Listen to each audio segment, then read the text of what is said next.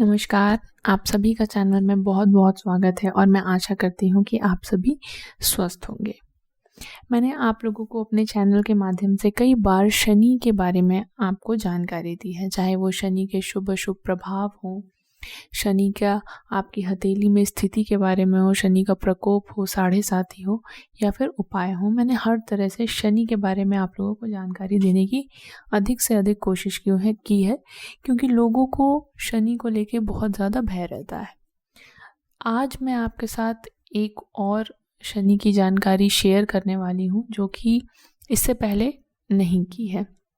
कई बार आप लोगों ने अपने जानने में लोगों से या जिनसे आप अपना कुंडली अवलोकन करवा रहे हैं या हस्तरेखा अवलोकन करवा रहे हैं, ज्योतिष पंडित आदि से सुना होगा कि अगर आपकी शनि की साढ़े साती चल रही है या शनि से आपको समस्या हो रही है तो आप पीपल के पेड़ की पूजा करिए, आपको आराम और लाभ ज़रूर मिलेगा।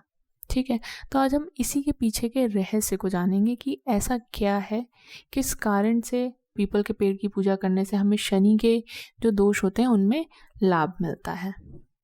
ये सब हम जानेंगे एक कथा के माध्यम से, पीपलाद ऋषि और शनि की कथा के माध्यम से। पीपलाद ऋषि का नाम तो हम सभी ने सुना है। क्या आपको पता है वो कौन थे? पीपलाद ऋषि महर्षि दधीची के पुत्र थे। महर्षि दधीची जिन्होंने अपनी हड्डियों का दान किया था और उन्हीं की दान की गई हड्डियों से इंद्र का वज्र बना था और उसी वज्र से वृत्तासुर का संहार संभव हो पाया था। यह घटना ब्रह्म पुराण में बताई गई है। शमशान में जब महर्षि दधीची के मांस पिंड का दाह संस्कार हो रहा था तो उनकी पत्नी अपने पति का वियोग सहन नहीं कर पाई और पास में ही स्थित पीपल के वृक्ष की कोटर यानी कि पीपल की वृक्ष की जो कोटर होती है उसके कारण ज़मीन में गड्ढे हो जाते हैं, तो उसी गड्ढे में उन्होंने अपने 3 वर्ष के बालक को रख दिया और स्वयं उन्होंने चिता पर जाकर सती हो गईं। इस प्रकार महर्षि दधीच और उनकी पत्नी का बलिदान हो गया, किंतु पीपल की कोटर में रखा बालक भूख और प्यास से तड़पने लगा और वह रोने लगा, चिल्लाने लगा। जब कोई भी वस्तु उसे नहीं मिली तो कोटर में गिरे हुए पीपल के फल खाकर ही वह बड़ा होने लगा। एक दिन देवऋषि नारद वहां से गुजर रहे थे। नारद जी ने पीपल की कोटर में बालक को देखकर उससे उसका परिचय पूछा। बालक ने अपना परिचय दिया और बताया कि मैं नहीं जानता कि मैं कौन हूँ। नारद जी ने पूछा कि तुम्हारे जनक कौन है बालक? तब बालक उसी तरह का उत्तर उसने दिया और कहा, मैं नहीं जानता कि मेरे जनक कौन है।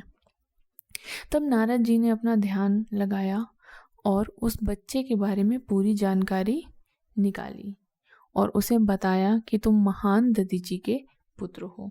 तुम्हारे पिता की अस्थियां वज्र बनाकर ही देवताओं ने असुरों पर विजय प्राप्त की थी। नारद जी ने बताया कि तुम्हारे पिता दधीची की मृत्यु मात्र 31 वर्ष की आयु में ही हो गई थी और बालक ने अपने पिता की अकाल मृत्यु के बारे में जानना चाहा। तब नारद जी ने उसे बताया कि उन पर आई इस विपत्ति का कारण शनि देव की महादशा है। नारद जी ने उस बालक को पीपलाद नाम दिया क्योंकि वह पीपल के पत्ते और उसका गुदा यानी कि फल खाकर ही बड़ा हुआ था। उसके बाद नारद जी ने उसे दीक्षित किया। नारद जी की जाने के बाद उस बालक ने, जिसका नाम पीपलाद था, उसने ब्रह्मा जी की घोर तपस्या प्रारंभ कर दी। ब्रह्मा जी ने जब बालक से वर मांगने के लिए कहा, जब ब्रह्मा जी बालक की तपस्या से प्रसन्न होकर वहां प्रकट हुए तो उन्होंने कहा कि मांगो बालक, तुम क्या वर मांगना चाहते हो? तो पीपलाद ने कहा कि मुझे ऐसा वरदान चाहिए जिससे मैं अपनी दृष्टि मात्र से किसी को भी जलाने की शक्ति रखूं। और ब्रह्मा जी ने ऐसा सुनकर उन्हें वही वरदान दे दिया। ब्रह्मा जी के वरदान के बाद पीपलाद ऋषि ने सबसे पहले शनि देव का आवाहन किया और उन्हें सामने प्रस्तुत किया। सामने पाकर उन्होंने शनि देव को भस्म करना शुरू कर दिया। शनिदेव का शरीर जलने लगा और ब्रह्मांड में कोलाहल मच गई। सूर्यपुत्र शनि की रक्षा करने के लिए सभी देवी देवता आ गए, लेकिन उनके सभी प्रयास विफल होते प्रतीत हो रहे थे। सूर्यदेव अपनी आंखों के सामने अपने पुत्र को जलता हुआ नहीं देख पा रहे थे और वे ब्रह्मा जी के पास गए और उन्होंने निवेदन किया कि वे पीपलाद ऋषि को ऐसा करने से रोकें।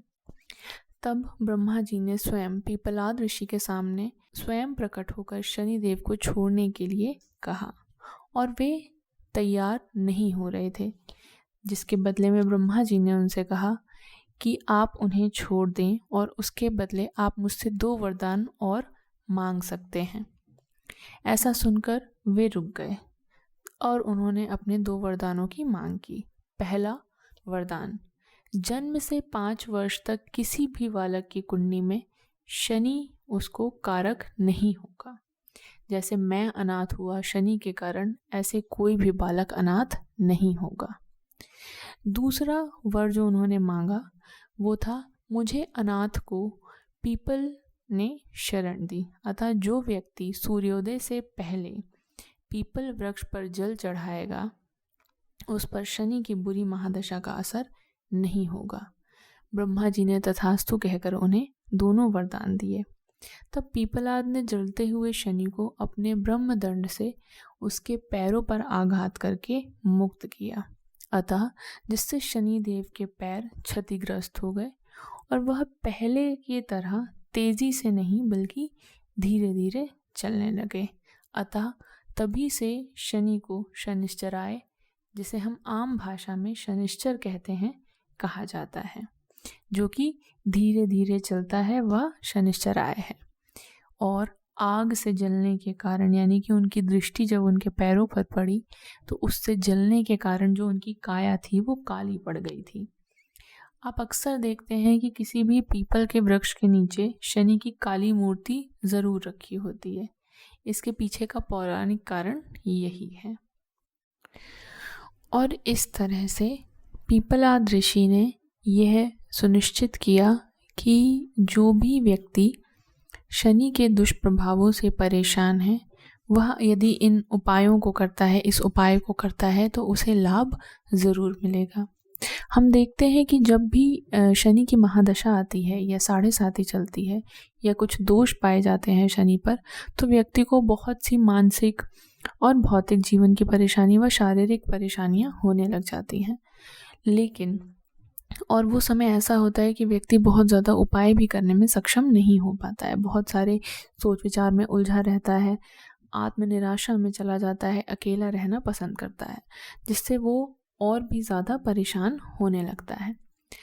तो हमारे जो ऋषि मुनि थे या हमारे जो विद्वान थे उन्होंने बहुत सारे उपाय बताए हैं शनि के लिए, लेकिन ये उपाय बहुत ही ज़्यादा लाभकारी है।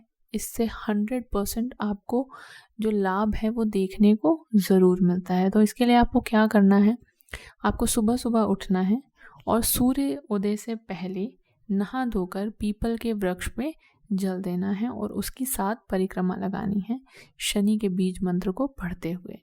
अगर आप ऐसा करते हैं लगभग कम से कम 40 दिन लगातार, तो आपको बहुत ही अच्छे प्रभाव देखने को मिलेंगे और आपके जीवन पे जो शनि के जो दोष चल रहे हैं, जो उसका आपके ऊपर नकारात्मक प्रभाव है वो भी कम होता है और आप बहुत मानसिक जो शांति है उसका अनुभव भी करेंगे। इसके साथ साथ कुछ और उपाय भी हैं जो मैं आपको यहाँ बताने जा रही हूँ, जो आपके लिए लाभकारी रहेंगे। सबसे पहले आपको शनि के मंत्रों का जाप करना है। यदि आप बीज मंत्रों का जाप करते हैं तो भी अच्छा है, या फिर वैदिक, जो भी आपको सही लगे अपने अनुसार आप उस मंत्र का चुनाव कर सकते हैं और आप उनके मंत्रों का जाप करें। इसके साथ साथ धतूरे की जड़ को धारण करें। वैदिक ज्योतिष में विभिन्न जड़ों के माध्यम से ग्रहों की शांति का विधान बताया गया है। शनि ग्रह की कृपा दृष्टि पाने के लिए शास्त्रों में धतूरे की जड़ को धारण करने के बारे में बताया गया है। अब आप इसे कैसे धारण करें? धतूरे की जड़ को आप गले में या फिर हाथ में बांधकर इसे धारण कर सकते हैं। इससे आपको शनिदेव का आशीर्वाद मिलेगा। और शनिवार के दिन शनि होरा अथवा शनि के नक्षत्र में ही आप इसे धारण करें। है जो भी आपसे बड़ा है, बुजुर्ग है, आप उसकी मदद करें, उसकी सेवा करें, तो आपका शनि जो है वो खुद ही जो है वो ठीक होने लग जाएगा। किसी के साथ भी आप भेदभाव जैसा व्यवहार ना रखें। अगर आपके घर में कोई काम कर रहा है तो आप उसके साथ गलत व्यवहार ना रखें। ये सारी छोटी छोटी चीज़ें हैं जो कि आपको ध्यान रखनी ज़रूरी है। इसके अलावा आप शनिवार के दिन काली चींटियों को आटा और चीनी का बनाया हुआ मिक्सचर खिला सकते हैं। यानी कि आप चींटियों को ये दाना डालेंगे तो आपको बहुत आराम मिलेगा। इसके अलावा शनिदेव को खुश करने के लिए आप हनुमान जी की पूजा करें। रोज़ आप प्रतिदिन हनुमान चालीसा का पाठ करें तो भी आपको शनि से होने वाली जो परेशानियां हैं उनमें आपको लाभ मिलेगा, आपके संकट दूर होंगे।